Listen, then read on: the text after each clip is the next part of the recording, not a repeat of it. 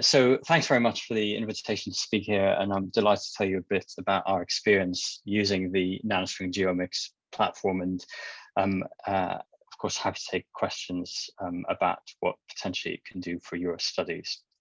So first of all, just to say what our research focus is in my group in the NDS in the University of Oxford. We are mainly focused on therapeutic immune regulation, and we have a big program looking at translational work with cellular therapeutics. And within that, a lot of interest in histological analysis of patients who've had these types of therapy. And like many researchers over the past year, more recently, we've been interested in COVID-19 and looking at ways we can apply spatial genomic approaches to pathology there. So I'm going to talk to you about two examples of our work, one in transplantation, the other in COVID in the course of this talk. So first of all, to tell you a bit about the technology. So the Nanostring GeoMx technology is, as what Paolo said, is essentially in situ capture. So it is a spatially targeted technology where RNA probes or antibodies are used to analyze specific areas of interest, which are delineated using 4-color immunofluorescence. So the technology requires you to take a tissue slide, a very thin section around 5 microns, and it works very well on FFPE tissues, but can also work on frozen tissues. And of course, the benefit of FFPE is that you can go into your archive of tissues, tissue banks, clinical tissue banks, and pull out samples to analyze. And tissues go through a process of staining with either immunofluorescent antibodies or RNA scope antibodies in order to just look at the morphology. So that gives you a whole slide scan, 4 colors of the whole morphology of the tissue. And then based on that, you then manually select areas that then undergo analysis for protein, multiplexed protein, or multiplexed RNA. So at the same time as staining with the antibodies or the RNA scope probes, you also apply some proprietary blends of cocktails of either antibodies or RNA probes, which come from Nanostring, and that gives you the high-plex approach. So the technology really relies on those high-plex cocktails having a DSP barcode, so an oligonucleotide barcode linked to either the antibody or the RNA probe by a photocleavable linker. And so that you can, in areas of interest, detach that barcode and then count it either through the nCounter Sprint platform. So that's if it's a low plex, so usually about 100 or so of these antibodies or probes, or through Illumina sequencing, so an NGS if it's 1,000. And so the way the process works is as I said, you have these you have your tissue section, you stain it with the antibodies to get the whole slide scan, and then add either the protein antibodies or the RNA probes, and then you have both of those on the section, and you take a whole slide scan, and that gives you the whole morphology of the tissue on the screen. So then based on that, you select small areas of interest based on what you've used for your morphology markers. And normally you have a nuclear marker, something like a structural, like a pancytokeratin, and maybe a couple of cellular morphology markers, a lymphocyte marker, B-cell marker, or a macrophage marker, for example. And then from those small areas, you UV cleave those barcodes. So the machine shines a UV light using a mirror onto the areas that you've selected on the computer, detaches those probes, detaches those barcodes. They're sucked up and then they go into a 96-well plate, and then you either count those on the end counter, or you count them with Illumina sequencing. So you create a library and sequence them. And then you can resolve back each one of those wells to where you took it from on the tissue. So the technology, as I said, is based on these proprietary cocktails of either probes or antibodies. And at the moment, Nanostring offer essentially 3 levels of depth of analysis. So the one with the least number of probes is their RNA immune pathways panel. Then they have a cancer transcriptome atlas, which has around 1,800 probes, or more recently, they've introduced the whole transcriptome atlas, which is 18,000 RNA probes. So this is the RNA immune pathways panel, just to give you an idea of what it includes. It's very immune focused, very, I'd say, closer to, it was developed more close to cancer. And the benefit of using this particular panel is that it doesn't then have to go for sequencing. So this is counted on a normal nCounter machine. This is the cancer transcriptome atlas, and this is just showing you basically the number of genes in each one of these pathways that is represented in those 1,800 probes. And then they have the whole transcriptome atlas, which currently is around 18,000 protein coding genes for the human, and there is a mouse one on the way as well. Now, with all these different panels, actually you can customize them and add in a number of your own probes if the panel doesn't include what you're interested in. And with the whole transcriptome atlas, you can actually also include some non-coding probes for RNAs of interest. For the protein panel, they currently offer an immuno-oncology protein panel or a neuroscience protein panel.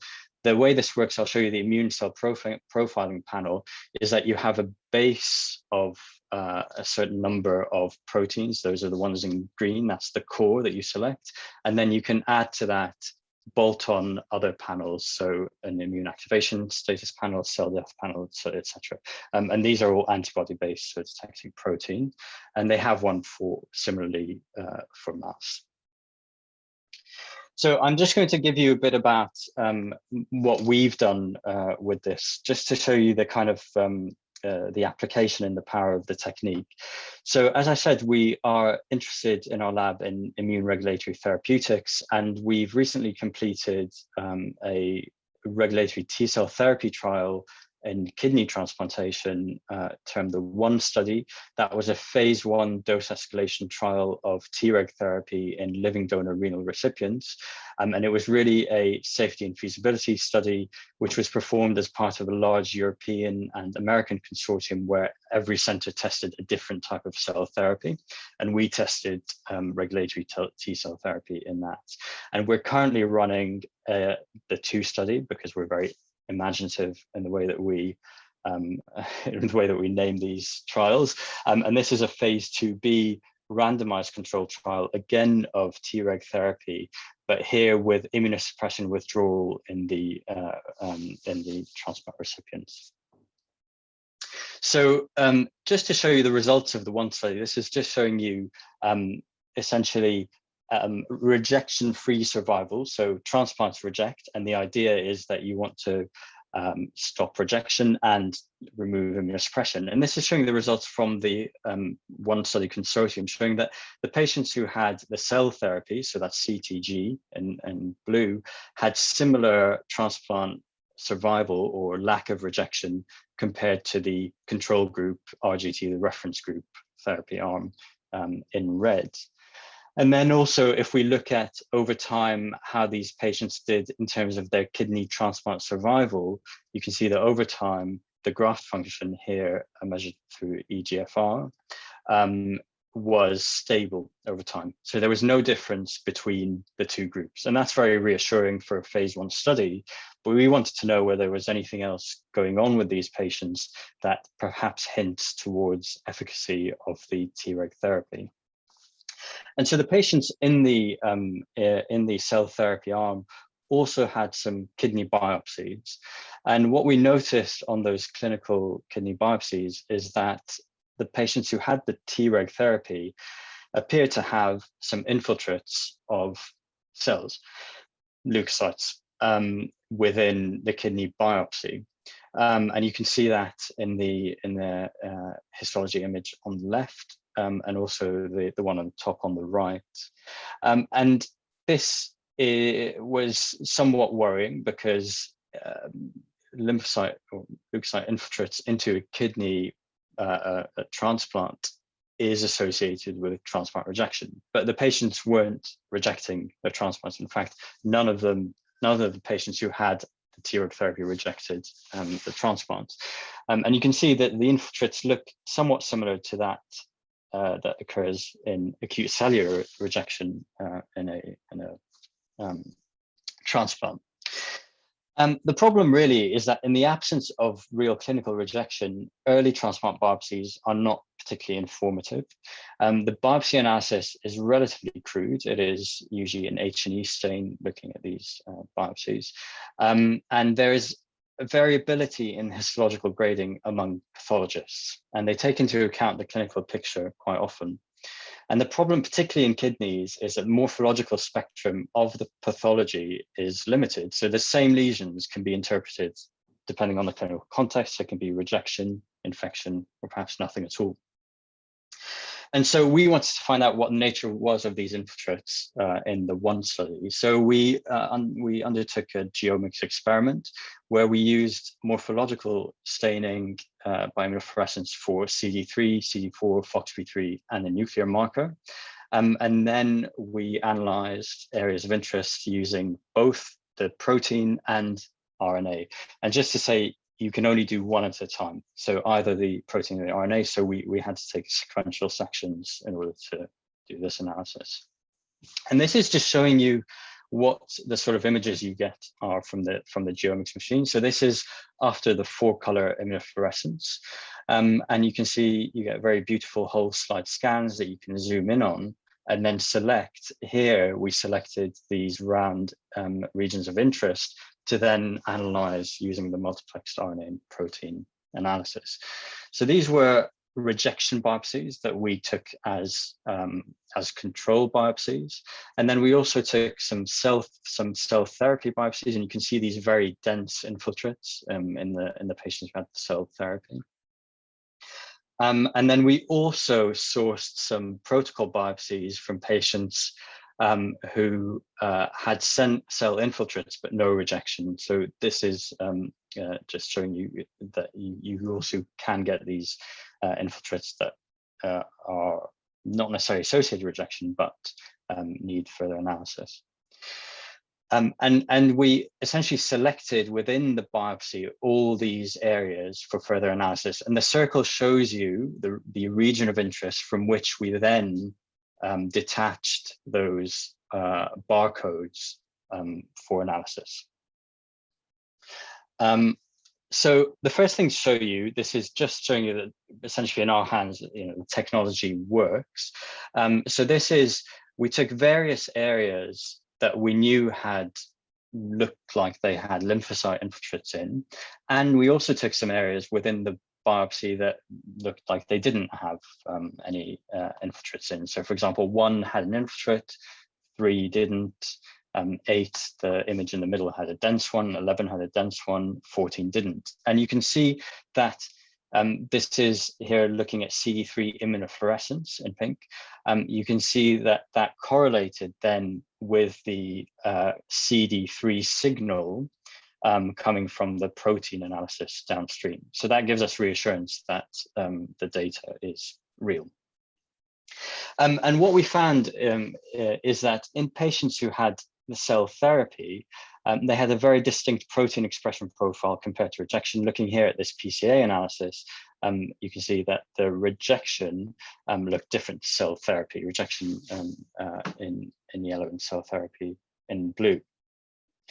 And then when we look at the heat map for all the proteins analyzed, we noted that the patients who had the cell therapy had a very distinct protein signal compared to those undergoing rejection. And this is essentially only 3 patients in each group, but multiple regions of interest analyzed within each one of those biopsies. So around 12 regions in each. And this is looking mainly at the infiltrated areas.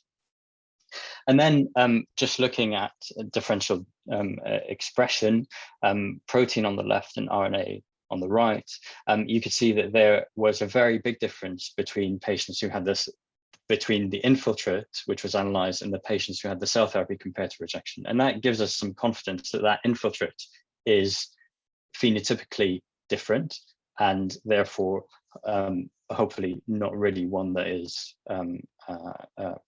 pathological.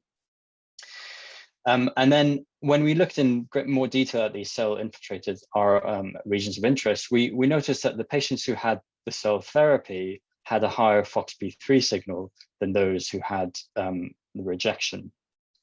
And so we looked back at the biopsies and looking at some further immunohistochemical staining, those biopsies had, in the areas of the cell infiltrate, had a CD4 infiltrate, of which a certain amount, between 5 and 10%, was positive for FOXP3, the master transcription factor for Tregs.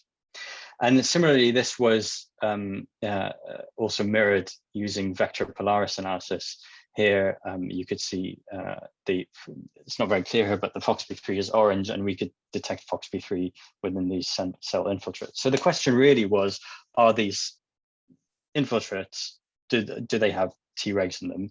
And are the cells which are FOXP3 positive in there, are they really Tregs?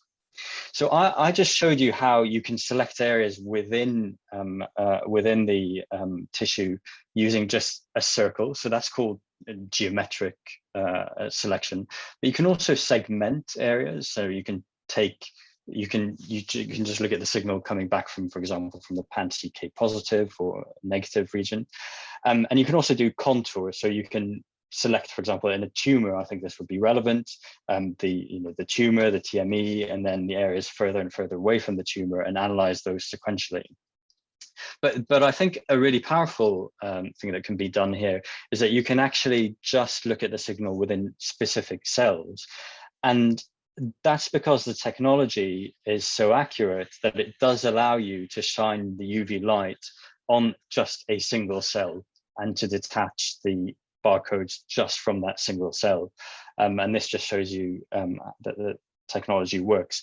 Now, because you can do that doesn't necessarily mean that you'll get enough signal to measure, at least in our hands. So there is a minimum number of cells that is required, I think, to get good signal back, and I can discuss that if that's of interest. But we thought we would use that to look at specifically what those FOXP3 positive cells within the cellular infiltrate in these biopsies was expressing. And so here, what we did on the left, it's not very clear, but the green cells are FOXP3 positive cells. And we asked the machine to select only the green cells and to then shine UV light on the green cells and detach the barcodes from there.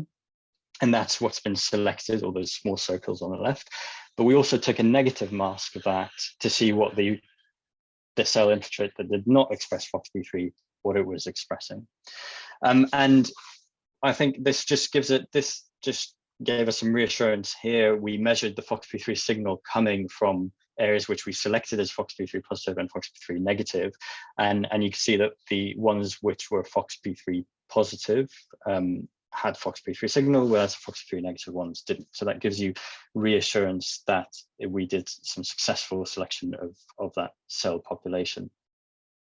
And then we looked at we looked at the expression of protein coming from those rare cells, so the FOXP3 positive cells within the region of interest, and it showed that they had a very distinctive phenotype, and that looked generally like potentially they were Tregs. So for example, they expressed CTLA4.